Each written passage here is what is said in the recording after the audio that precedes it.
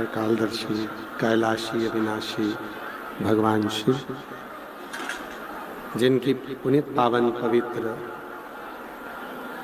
शिव महापुराण की कथा संपूर्ण विश्व के कल्याण हेतु बाबा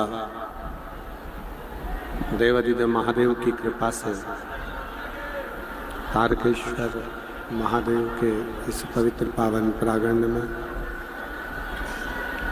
भगवान शिव की कृपा से तारा बाबा जी की कुटिया में 7 दिवसीय शिव महापुराण की कथा का दिव्य एवं भव्य आयोजन आयोजित किया गया है, जिसका आज विराम दिवस है।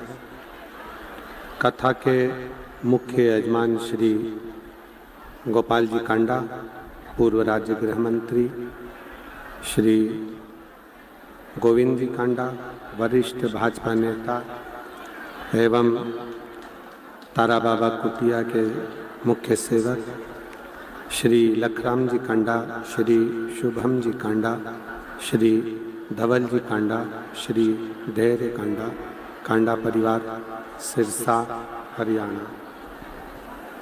एक बार यजमान परिवार के लिए जोरदार ताली बजाकर साधुवाद। बक्सों की आवाज़ बढ़ाओ, बक्से की आवाज़ और रिटर्न की भी बढ़ाई। भगवान शिव ओगड़दानी त्रिकालदर्शी कैलाशी अविनाशी देवादिदेव महादेव, जो संपूर्ण जगत का कल्याण करने वाले हैं, उनकी अनुपम कृपा तारा बाबा की कुटिया में हुई है। आज कथा का विराम दिवस है। बक्सों की आवाज बढ़ाओ, बक्सों की।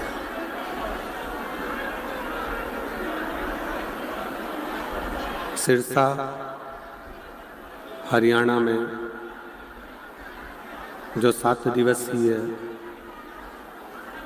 शिव महापुराण की कथा चल रही है,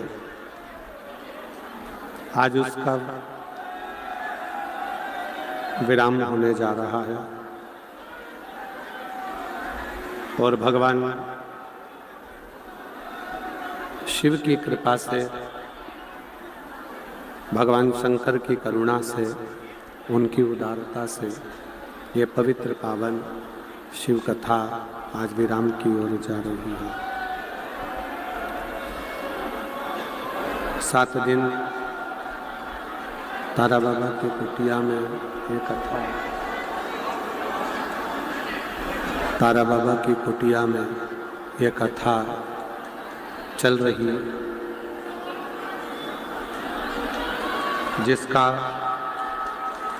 स्पीकर बढ़ाओ, स्पीकर जिसका आज विराम होने जा रहा है।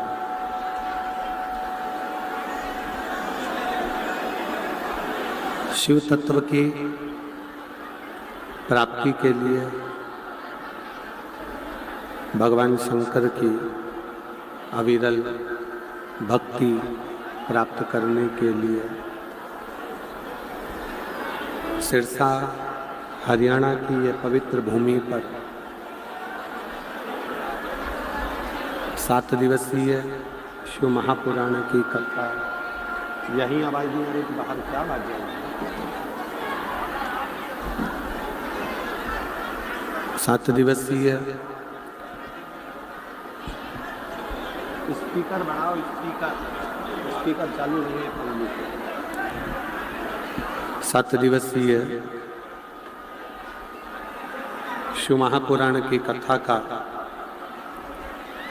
लाभ लेने का सौभाग्य प्राप्त हुआ है।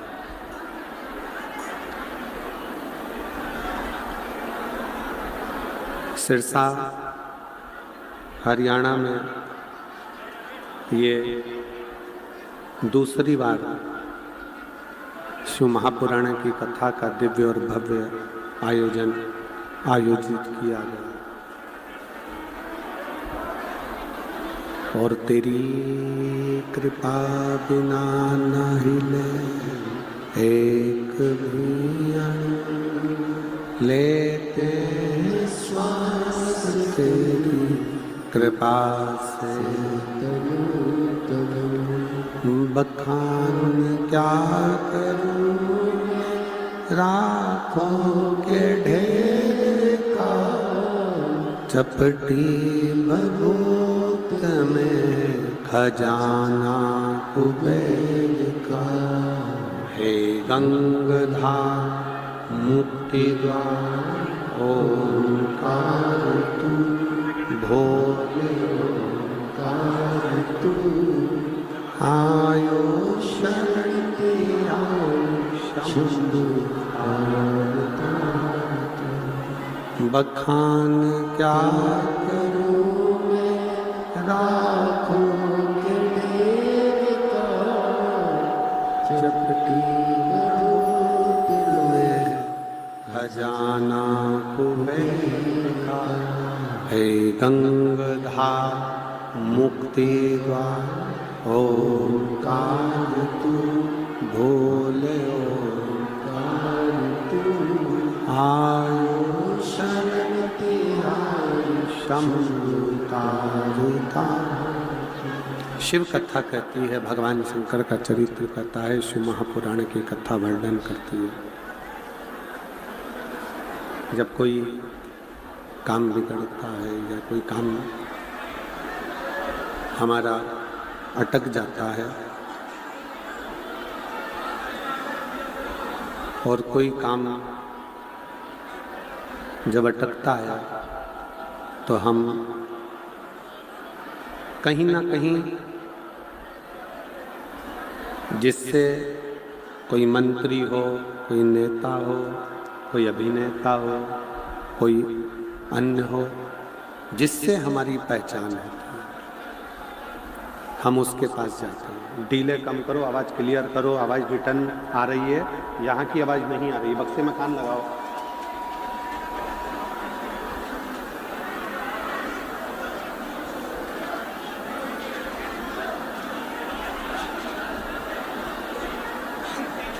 जब हमारा कोई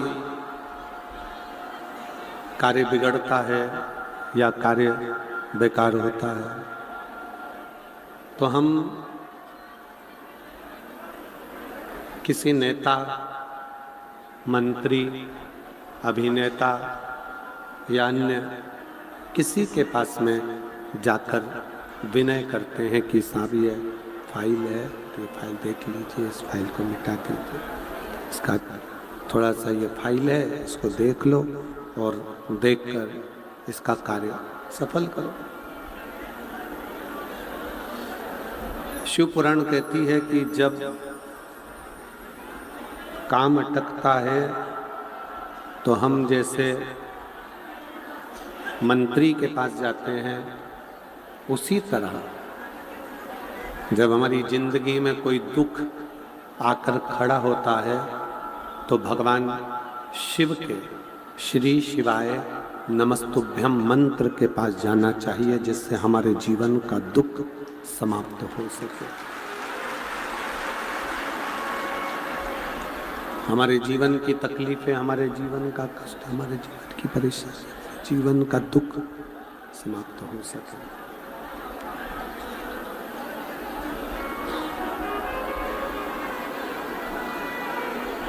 एक पंचाक्षर मंत्र नमः शिवाय, षडाक्षर मंत्र ओम नमः शिवाय या श्री शिवाय नमस्तुभ्यं। आप जिस भी मंत्र का यदि जाप कर रहे हो, आप जिस मंत्र को पुकार रहे हो, आप जिस मंत्र से विनय कर रहे हो, वो मंत्र आपको अपनी मंजिल तक जरूर पहुंचाता है। वो मंजिल तक जरूर लेकर जाता है।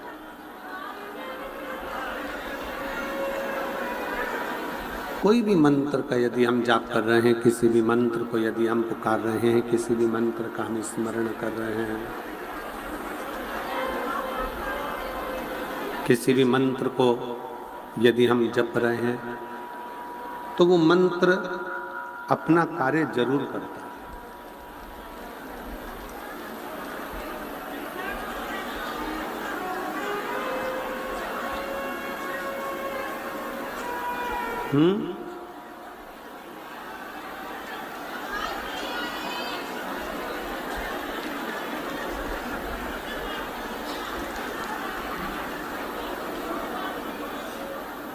जैसे एक बीज को जमीन में डाला जाए और वो बीज यदि जमीन में चला गया, प्रकृति उसको पानी भी देती है, प्रकृति उसमें खाद भी देती है, प्रकृति उसमें समय समय पर जो बीज को चाहिए वो उसे प्राप्त होता रहता है। बस मनुष्य का जो कर्म है, मनुष्य का जो कार्य है, वो पृथ्वी में बीज डालने का है, बीज देने का।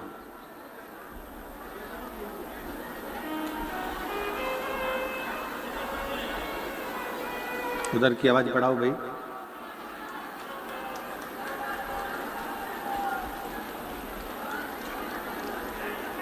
प्रकृति का कार्य है खाद भी देना, प्रकृति का कार्य है जल भी देना, प्रकृति का कार्य है पूरा की पूरा पोषण उसको प्रदान करना, पूरा पोषण। जैसे बीज पृथ्वी में डाला गया और बीज को खाद भी मिला, कोई पानी नहीं भी देता तो प्रकृति पानी देती है, संभाल लेती है, पूर्ण पोषण देती है। उसी तरह जब आप और हम भगवान शंकर के किसी भी मंत्र का जाप करते हैं या मंत्र को जपते हैं, तो ये निश्चित है वो मंत्र बीज के रूप में हमारे हृदय में निवास करता है और भगवान उस मंत्र को पोषण देते देते हमारे दुख को समाप्त करता हुआ, तकलीफों को मिटाता हुआ हमारे जीवन को सार्थक करता है। एक कथा आती है शिव महापुराण के उद्दालक ऋषि की।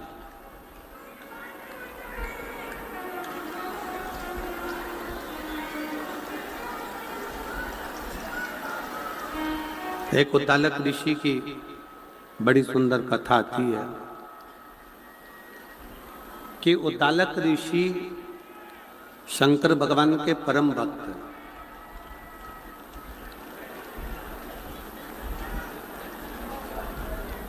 उद्दालक ऋषि भगवान शिव के परम भक्त हैं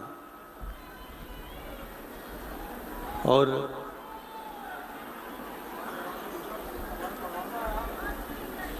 उद्दालक ऋषि भगवान शिव के परम भक्त हैं, परम भक्त। अपने शिष्यों को मंत्र महिमा, जप महिमा, पाठ महिमा, अनुष्ठान, पूजन, ये सारा की सारा वो अपने शिष्यों को बताते रहते हैं। उनके एक परम शिष्य हैं जिसका नाम है कहोड़, जिसको लोग कहोड़ मुनि भी कहते हैं। और वो कहोड़ मुनि उद्दालक ऋषि के पास में बैठकर सारी विद्या सीखते रहे, सारी विद्या। यदि किसी गुरु के पास बैठने का यदि मौका मिले, किसी गुरु के पास यदि जाने का मौका मिले, तो शिव महापुराण की कथा कहती है उस गुरु के पास बैठकर प्रयास करो कि हम जिस मंत्र का जाप करते हैं, जिस मंत्र को हम जपते हैं, जिस मंत्र का हम भजन करते हैं, जिस मंत्र का हम स्मरण करते हैं, गुरु की साक्षी में वो मंत्र हमारा सिद्ध हो। कई कई घर में माताएं ऐसी होती हैं, कई कई बुजुर्ग माताएं ऐसी होती हैं, कई घर में बहुएं होती हैं, कई घर में बेटियां होती हैं, कई घर में मेरी माताएं ऐसी होती हैं, कई घर में पिता ऐसे होते हैं कि वो उनके पास में ना जाने कौन सी सिद्धि होती है, उनके पास में ना जाने कौन सी ऐसी सिद्धि होती है कि वो कभी कभी एकदम अचानक से बोल देती हैं, ऐसा मत कर, ये बिगड़ जाएगा। मेरा मन कह रहा है कि ये काम अच्छा होगा, मेरा मन कह रहा है कि यह कार्य बिगड़ सकता है। और वो कार्य जब होता है और बिगड़ता है तो माँ के शब्द याद आते हैं कि मेरी माँ ने मुझसे कहा था, मेरे दादाजी ने, मेरी दादी जी ने, मेरे पिताजी ने, मेरी माता जी ने वो शब्द कहे, वो स्मरण में आता है।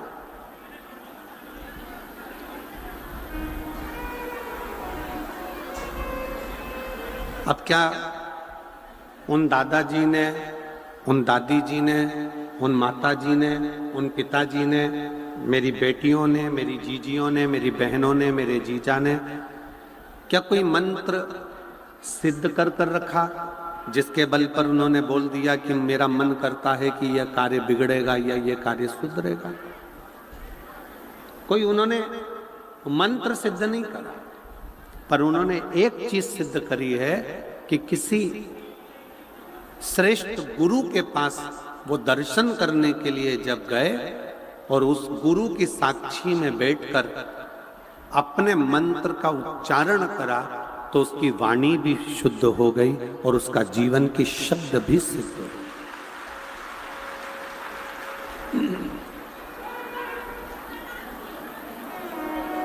शब्द भी सिद्ध हो गए।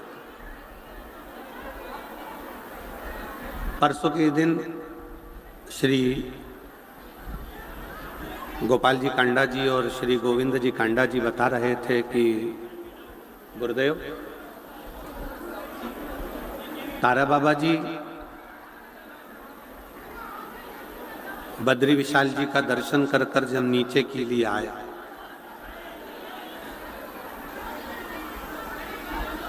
और बद्री विशाल जी का दर्शन करके जब नीचे के लिए आए, हरिद्वार में हम विश्राम करें, तब उन्होंने कहा कि जाओ सब कुछ भोजन पानी ग्रहण करो, जाओ। श्री गोपाल जी, श्री गोविंद जी कह रहे थे, सब भोजन पानी ग्रहण करने में लग गए और तारा बाबा जी ने अपने शिष्य से कहा कि मुझे एक तौलिया ला दे, एक पिछोड़ा लाए, घाट पर बिछाए, लेट गए। सबको लगा कि कोई साधना कर रहे होंगे, पर समझना मुश्किल है संत को। सबको भोजन में लगा दिया और खुद भजन में लगकर शिव में समाहित हो गए।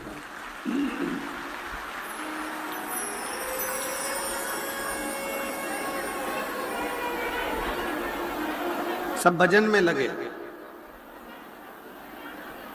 सब भोजन में लगे और तारा बाबा जी भजन में लगे। संत की साक्षी,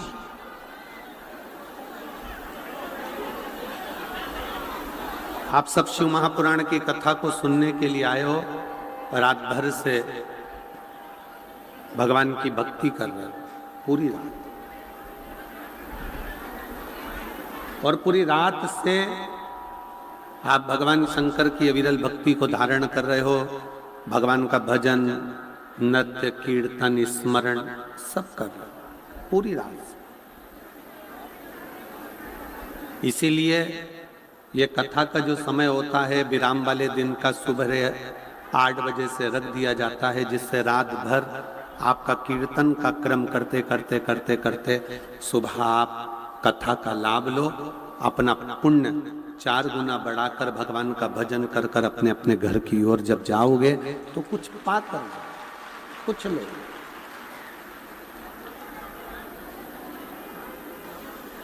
किसी संत, किसी सद्गुरु, किसी सन्यासी, तपस्वी, साधक, उपासक जिसको आप बहुत मानते हो, उसके सामने बैठकर यदि हम कुछ भी ना पूछें और केवल मंत्र का जाप भी कर लें तो हमारा मंत्र सिद्ध हो जाता है, उस मंत्र की आनंदता हो जाती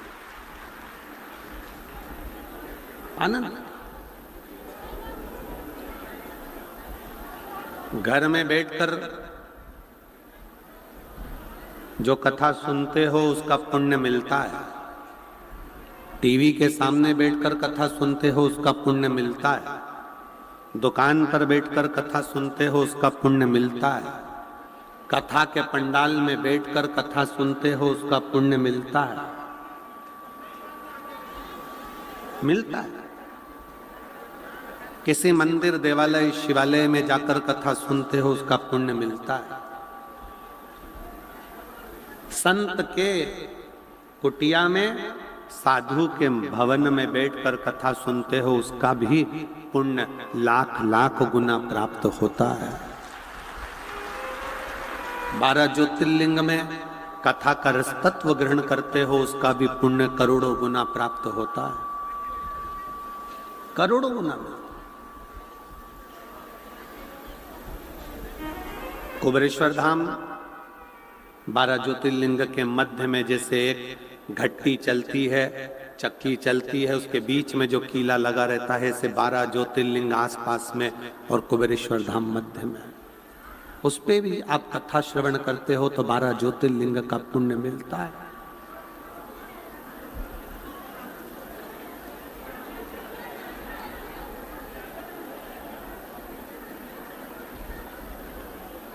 एक पवित्र नदी, पवित्र सरोवर, पवित्र कुंड, पवित्र स्थान में बैठकर जब कथा का रस तत्व आप ग्रहण करते हो और साथ में बैठकर श्री शिवाय नमस्तुभ्यम कहते हो तो वो मंत्र अपने आप में सिद्ध हो जाता।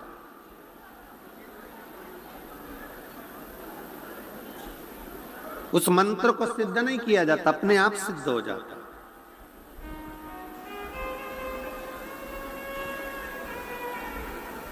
जिस समय पर उद्दालक ऋषि शिव चर्चा कर रहे थे, भगवान शंकर की शरणागति की बात कर रहे थे, उस समय पर कहोड़ मुनि उस कथा को सुन रहे, शिव स्मरण कर रहे। और कहोड़ मुनि के अंदर भी शिव तत्व आ गया, भगवान शंकर की शरणागति आई।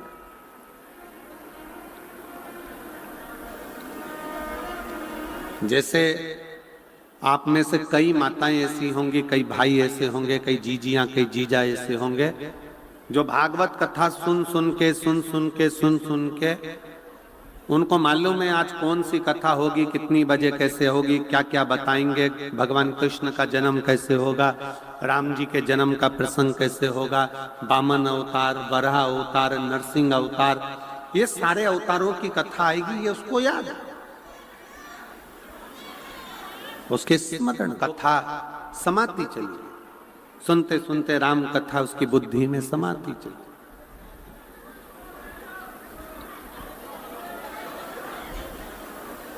और कथा सुनते सुनते उसका शरीर मन कथा में रमा।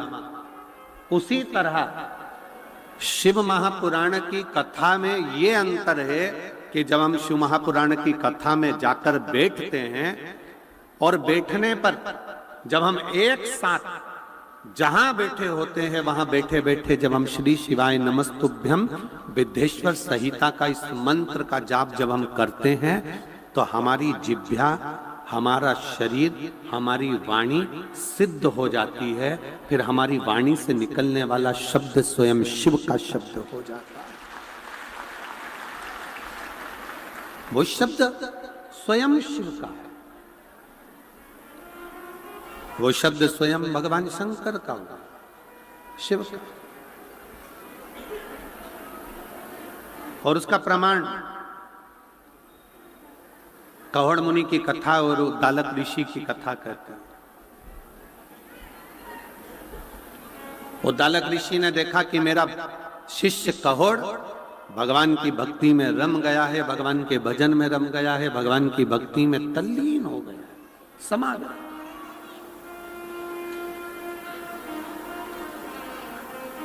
और ऐसा लगता है कि ये मुझसे ज्यादा विद्वान हो गया, मुझसे ज्यादा ज्ञानी हो गया। तो उद्दालक ऋषि ने विचार करा कि यह काम करता हूं, लड़का अच्छा है, संस्कारित है, भगवत भजन करने वाला है, अपनी बेटी का विवाह इस शिष्य के साथ में कर देता हूं।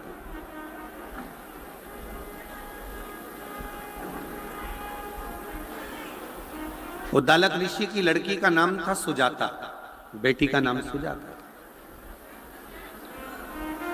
और सुजाता बेटी के साथ में कौहड़ मुनि का विवाह कर दिया जाता है। सुजाता विवाह के कुछ ही महीने बीते थे और गर्भ से हो जाते।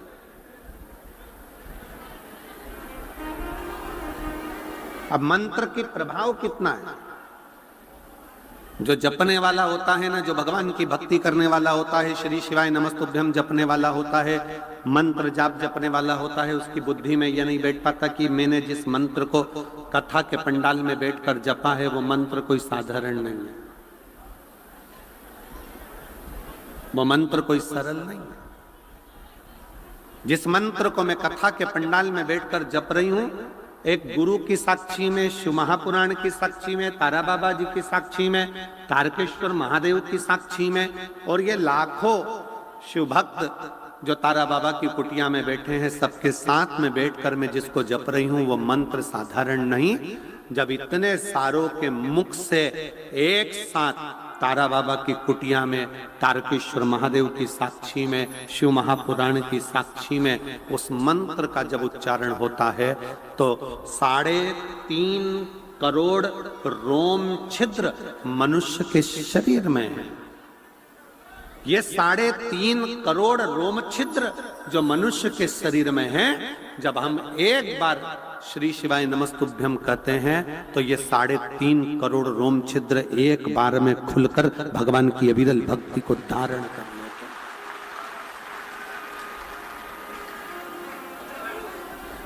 ये मानव के शरीर में 3.5 करोड़ रोम छिद्र बने हुए हैं, 3.5 करोड़ रोम छिद्र हैं, और इनकी शुद्धता हम रोज विचार करते हैं कि हम तो साबुन से नहा लिए तो ये शुद्ध हो गया शरीर, हमने साबुन से नहाया, शैम्पू लगाया, स्नो लगाया, हमने साफ कर लिया, ये केवल शरीर साफ हुआ है। पर इसकी इंद्रियां, 5 कर्मेंद्री, 5 ज्ञानेंद्री, एक मन, ये इंद्री जब शिव नाम एक साथ जपा जाता है तो वो अंदर से शुद्ध होता चले जाता है,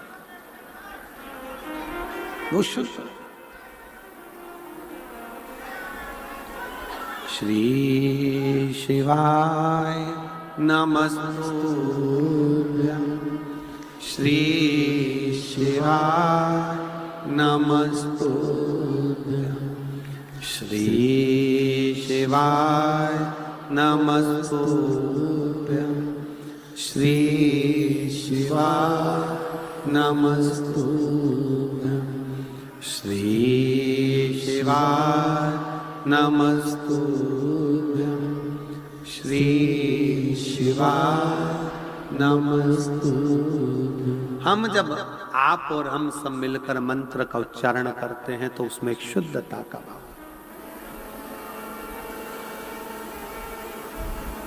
आपको मालूम है सारी मूर्तियों की प्राण प्रतिष्ठा होती है,